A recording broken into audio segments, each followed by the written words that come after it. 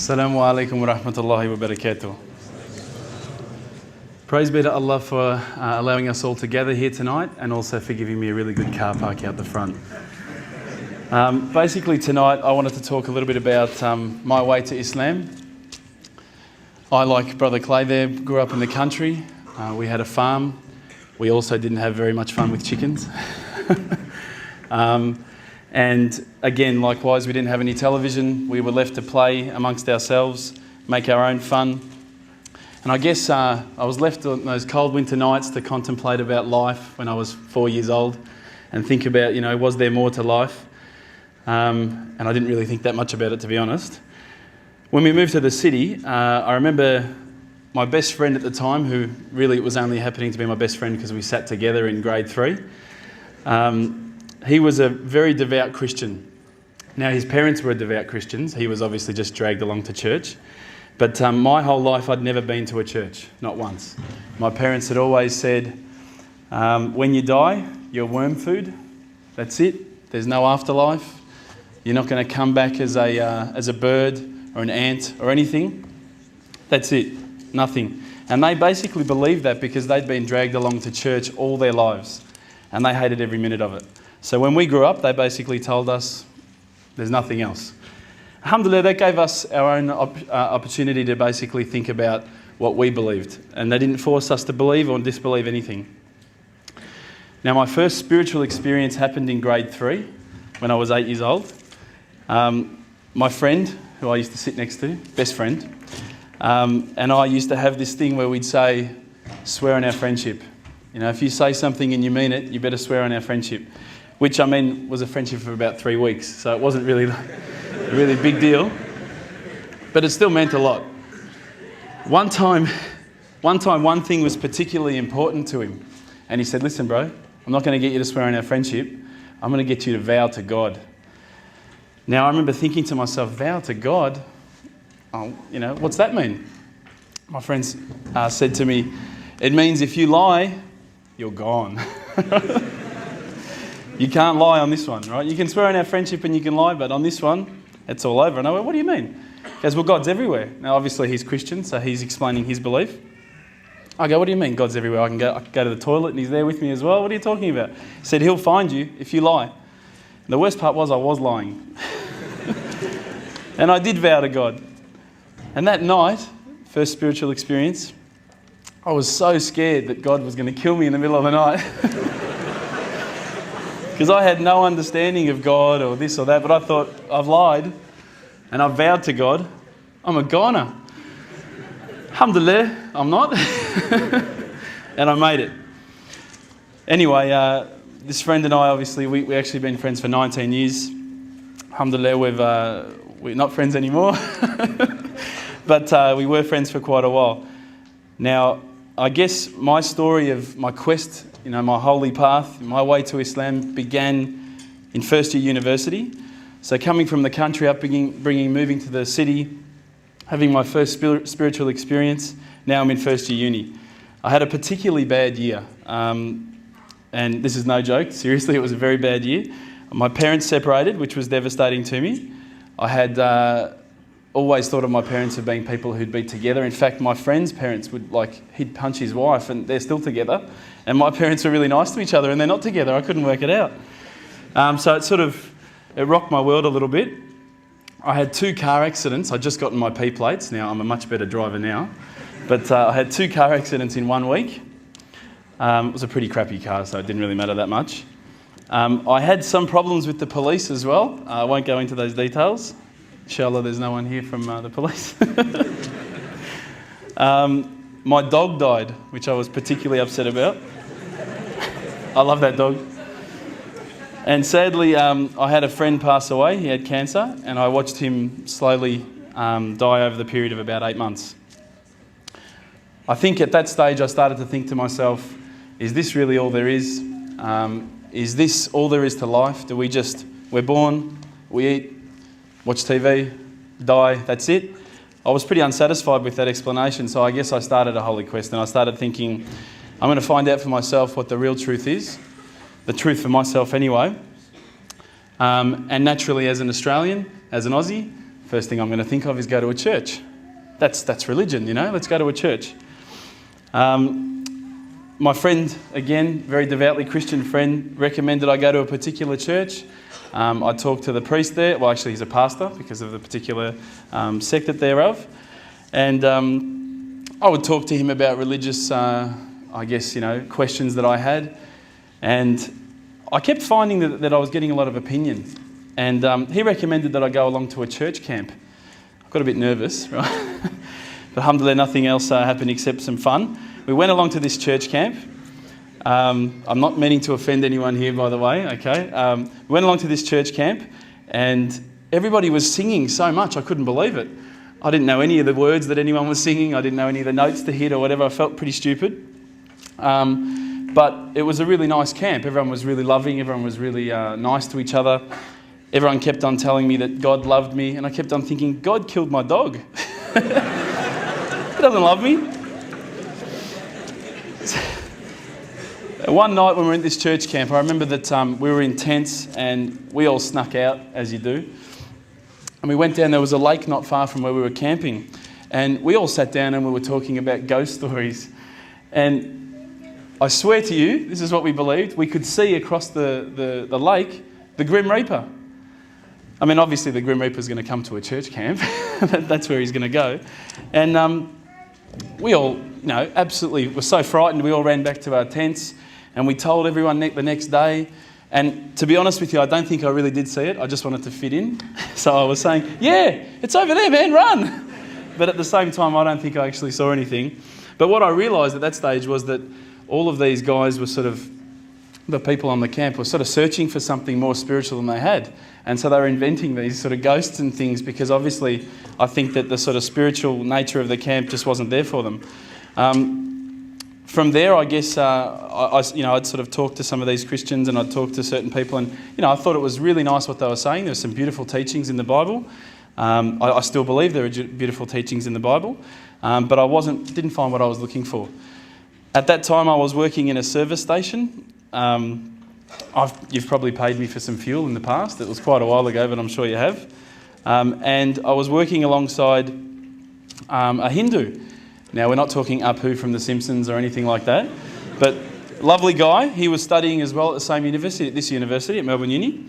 And we would have these deep theological debates at about midnight while people were buying their gas. They were taxi drivers, this and that. And one of the things that I kept on asking him is, talk to me about all these gods. I don't understand. How come you have to have all these gods? He goes, no, well, there's all these gods and there's a certain number of gods that are more powerful. I said, but seriously, bro, what's the deal with the guy with the elephant head? Come on, he's got a few arms, he's got an elephant head. Come on, what's going on there? You've got lions' heads, tigers' heads, eagles' heads. They're all so much better than the elephant's head. Why did he pick that one? And he didn't find it very funny. But again, I kept on, I was taunting him a little bit, but I was trying to find the truth. Another friend of mine is a Mormon, and that's the Church of the Latter-day Saints. And I found that this religion was actually a lot closer to what I thought a religion should be. These guys don't drink. They have dress codes. They obviously have to be quite modest. They don't drink caffeine, so Coke's out. So if anyone here likes Coke, forget it. Don't be a Mormon. You can't drink it. That's not the only reason, but anyway. Again, I went to their house. We had dinner, beautiful meal. And then they said, listen, let's all kneel on the floor and pray. And I thought, oh yeah, that's quite nice. It was a nice meal. I should probably thank someone for it. So we knelt down, and then everyone started singing again. And I thought, what is with this singing, man? They're not telling me the words, I'm just going, it's terrible. It's terrible. And I thought I had a good voice, but I know I don't. I know I don't now. I also investigated Judaism.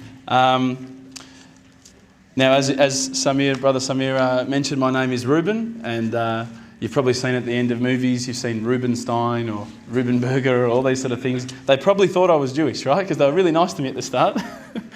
But again, after I kept on asking questions, I just didn't find what I was looking for. Then I looked into Buddhism. Now, I really liked Buddhism. I thought this was great. You get to relax. You get to be one with yourself. Now, I really enjoy being one with myself and relaxing. But again, what I sort of started to find was that this is not so much a religion of God, but just a good way to live. It's a nice way to live. So I went and spoke to my friend, this religious Christian friend of mine, and I said, look, I've investigated all the religions and I can't find what I'm looking for. And he said to me, well, what have you investigated? And I said, oh, well, look, I've investigated Christianity. I've investigated this ism, this, that, all the isms. And he said to me, you've actually missed out one. I said, no, I don't think so. I think I pretty much covered everything. He goes, well, what about Islam? And I went, Islam? Okay. Mate, they're terrorists. I'm not going to investigate Islam. They're crazy. No way, you know. But lo and behold, alhamdulillah, I found myself walking into Preston Mosque one day. I was very nervous parking my car in the car park. I thought it might explode. I walked in through the doors. I looked around. There was hardly anyone around. I thought, good. I walked straight across the prayer rug with my shoes on. I walked straight past the brother praying. As he went into sujood, I almost stepped on his head. I had no idea, right? I walk across and I stopped. Abu Hamza came out of a door. That's the brother who just introduced us before, Samir. And I thought, this is it. I'm about to die. I've seen this guy before. I've seen him on the news. I can't believe I come here looking for answers and I'm going to die. This is not fair. But, alhamdulillah, the first words to come out of Abu Hamza's mouth were, how you going, mate? Now, he looked like he just walked out of the Sahara Desert, right? He had a beard down to here. He was wearing a dress that I thought it was a dress, right? But I wasn't going to tell him it didn't look good. No way. All he needed was a can of VB and he could have been, how you going, mate? One of the boys. So, alhamdulillah, he was very welcoming and I was very thankful. I was quite frightened, even though I'm twice his height. We basically then sat down and I talked to the brothers. There was a couple of brothers that were always quite regularly there during the day when I could make it, in between my lectures when I went to them. And we used to sit down and we'd talk about the different sort of questions that I had and the things that I wanted to know about Islam. They were very hospitable. I kept on getting cups of tea, biscuits. Now, no other religious sect had done this for me, right? So I was quite impressed. And I didn't just come back for the biscuits, I also came back for the knowledge. Now, as an Aussie, I was not used to this level of hospitality, I should say. I'm not sure, I don't want to offend anyone again, but as an Australian, if you offer someone a cup of tea and they say no, you go, okay. These guys wouldn't take no for an answer. Would you like a cup of tea, bro? No, thanks, bro. Are you sure? No, I'm right. Are you sure, bro? I'll go get one. No, I'm right, bro. No, I'm getting one anyway. Sure, look, I'll just get you one, right? No worries, I'll get you one. All right, man, I'll take the tea, you know? Subhanallah. So I had to keep on taking toilet breaks, you know, there's cups of tea waiting when I come back. I put on about 10 kilos in my quest for religious enlightenment. But anyway, as I say, we get back to the questions I was asking the brothers. Now, what I'd found with a lot of the other churches and people that I'd spoken to, religious leaders, was that when I asked a question, they would quite often just say, your answer is this. I'd say, oh, okay, that's pretty good. When I was sitting down with the brothers from the mosque, when I would say, listen, I don't understand this, what about this? They would never just answer from their opinion. They would always pick up the Quran, they would open it up, and it would be like, they're like human indexes. They would just, bang, page 142, read this. And I would read it and I would go, wow, that's beautiful. And I would say, look, you know, where's all this part about killing people and blowing up cars? And I don't see that. Is it somewhere towards the back that I haven't read it yet? You know, I can't find it. You know, I haven't quite gotten up to that bit yet. And they said, no, we'll talk to you about what we know and then we'll tell you what the media says. Now, my obvious first impressions when I walked in were that these guys were terrorists. And I found nothing but the opposite. I found that they were the most hospitable, caring, nice people. I mean, these are guys that would say, do you need a lift home? Because they saw my car. Do you need a panel beater? Do you need a new motor? But they really cared, and I could see it in their eyes that it wasn't something like, you know, if you go to a church, you need to donate, or, we're looking for money from you. These guys really cared, and it intrigued me. I thought, how can they care so much about something? It blew me away. So I kept on asking questions, and as the brother before me was speaking about alcohol and marijuana and all those sort of things, obviously I'd also taken all of those things. Alcohol, I loved the drink. Loved watching the footy with a can of VB, all that sort of stuff. But I asked the brothers, I said, look, I know that in Islam we can't drink alcohol. Well, you can't drink alcohol. And I remember speaking to them, and they said, look, Islam is not just a religion for yourself, it's also a religion based on a whole social community. Just because some people might be able to say, I can just have a drink of wine with dinner and that's it, doesn't mean that everyone can do that. At the same time, some people only have a drink and next thing they've drunk 10, they're driving a car and they've run over some poor kid on the road. So the fact that Islam has this social conscience, it's saying there are some that are going to abuse it, some that aren't.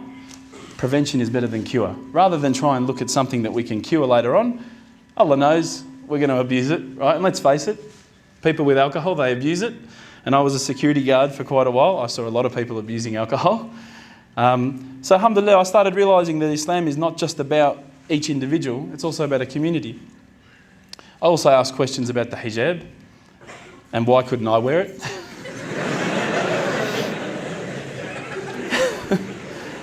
How come I can have 4 wives? How come she can't have 4 husbands, huh? But every time I'd ask these questions, I'm not going to answer them tonight because I'm not giving a lecture. You'll start laughing at me even more.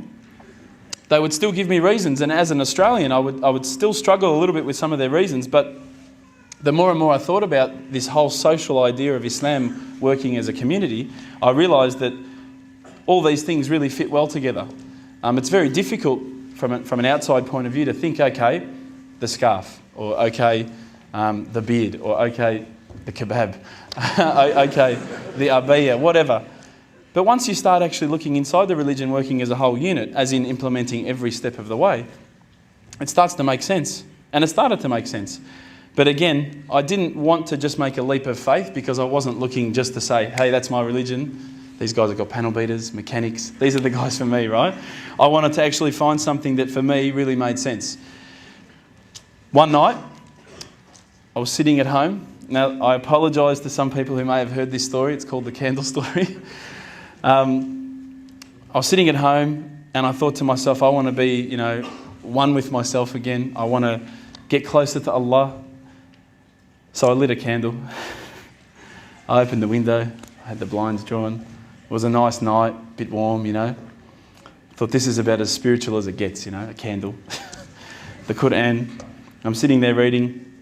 And I stopped and I thought to myself, look, this is the time. Tonight, Allah and me, we're going to have a bit of a conversation. We're going to, we're going to bond.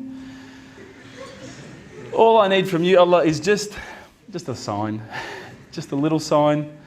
Look, nothing too major, just maybe a bolt of lightning.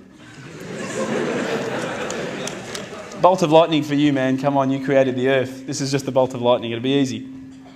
So I sat there and I went, okay, go. And I swear to you, nothing happened. Absolutely nothing. I was really disappointed.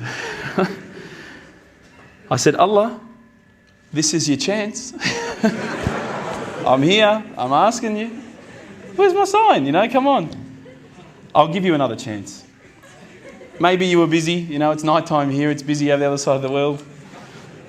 I'll give you another chance. I said, look, this time don't worry about a bolt of lightning. Maybe I could just get a bit of a creak in the floor. Maybe I could hear a car backfire. Something that I'll know it's for me, but no one else will know. It's just between you and me. Again, I said, go. I'm waiting. And I waited. I think I waited about a minute. And that felt like a long time at the time. And nothing happened. Absolutely nothing happened. And I was really disappointed. I thought, I'm like on this cliff. I'm on the edge of a cliff. I'm about to jump into Islam and I just haven't been pushed. I haven't taken that little leap. So I thought, look, I'll keep reading Quran and I'll talk to the brothers. I'll say that I spoke to Allah and He didn't answer me. Didn't even get an answering machine, nothing. So I turned the Quran, turned to the next page where I'd finished off. SubhanAllah, the very next verse that I read, for those of you who ask for signs, have we not shown you enough already? Look around you at the skies, the stars, land, the oceans. These are the signs for the people of knowledge. Subhanallah. Straight away, my whole world changed. I was staring at the Quran. I was just in shock. I couldn't believe that I'd been so arrogant to ask for my own specific sign when the signs had been around me all the time. There's a creator because there's a creation. So I closed the Quran. I had the best night's sleep, I got to tell you.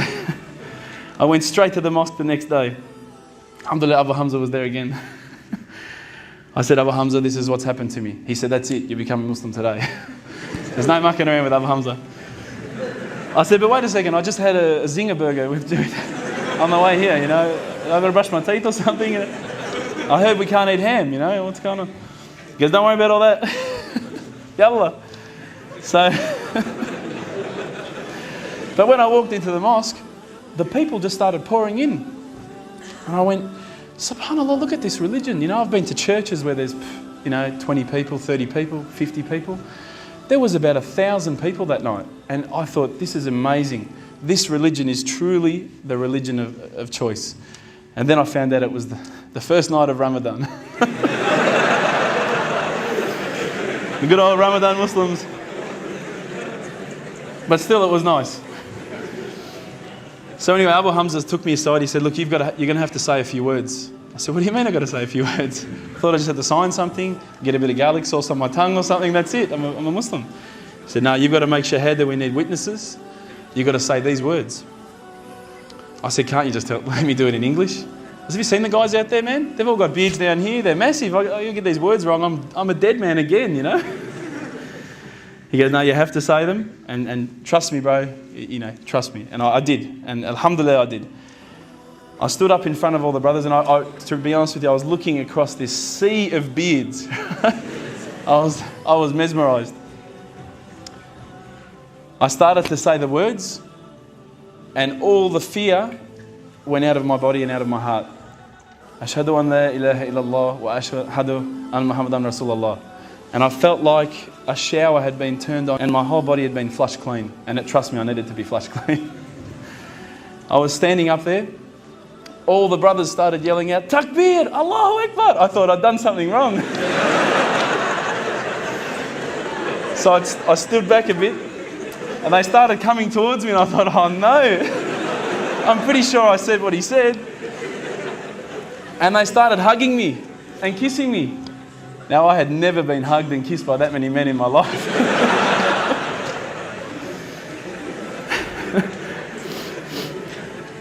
But I felt the brotherhood. Straight away, I could see people had tears in their eyes. And subhanAllah, I had tears in my eyes. And I sat there with people and I spoke to people I didn't even know, I'd never met before in my life. And they were talking to me as though I'd known them for 30 years. And it was that day, that point in that moment that I realised I had more brothers, more sisters than I could ever have imagined. And good brothers and sisters, not bad ones, I'm talking good ones.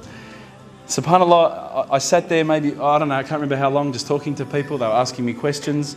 I went home with such a beautiful feeling because I knew at that stage that I had a clean slate. It was my chance now to start again, to forget about the drinking, to forget about marijuana, dope, whatever, anything else I'd done in the past, and to start doing good things.